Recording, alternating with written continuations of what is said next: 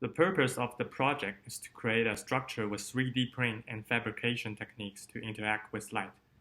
We find our inspiration through how global warming is causing the sea level to rise due to the melting of ice.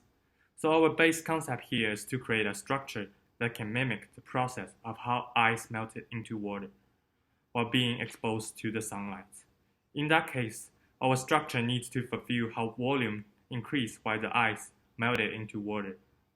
In order to do that, we create a 3D print fabric according to the algorithm of how an octagon origami is folded to change the volume. The light source in the middle of the pendant represents the sunlight.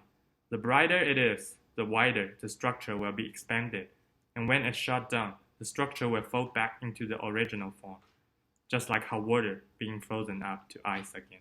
This pattern is an origami of octagon module with spiral folding. We chose octagon but not other polygon is because octagon can fold into a rectangular shape to fit the frame. To achieve the spiral folding, the folds can be separated into two kinds. One pops up as mountain and one goes down as alley. I made different gap lengths for mountains and alleys to make sure mountains goes up and alleys goes down. The gap between mountains is almost zero, and the gap between alleys has enough room for 3D print materials to fit in. Also, when we wash the fabric after we paint it, it will shrink a little and give fabric some tension to fold. We use a 72 strip module, a 24 L-shaped module, 144 screws, more than 200 linears, and more than 100 nuts to connect the frame up. First, we build up top and bottom bases. Then we connect the middle strip module together.